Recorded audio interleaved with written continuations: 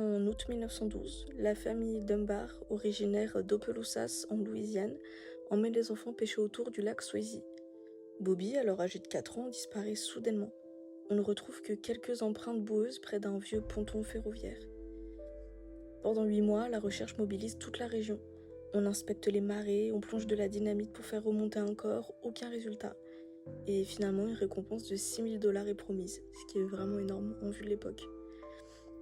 En avril 1913, un réparateur de piano itinérant du nom de William Cantwell Walters est repéré dans le Mississippi avec un petit garçon.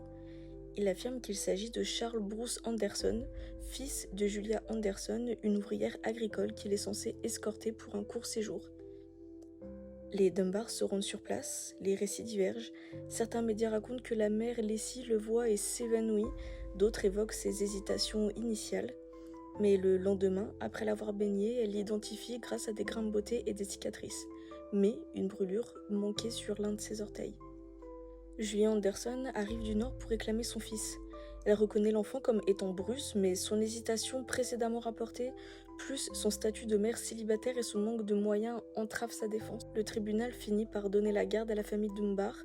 Walters est condamné pour enlèvement, mais sa peine, qui était de 2 ans de prison, est annulée en appel et il est finalement libéré. L'enfant vit dès lors sous le nom de Robert Clarence Dunbar, se marie, devient père de 4 enfants et décède paisiblement en 1966.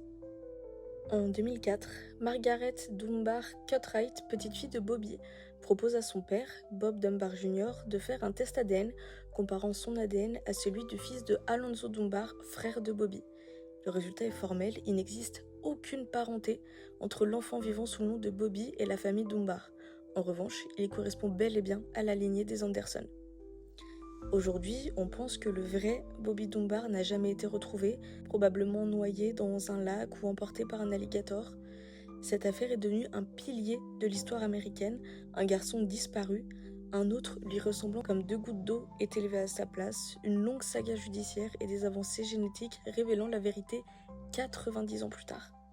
Elle soulève des questions sur la mémoire, la parentalité et les limites de la science face aux besoins de la vérité.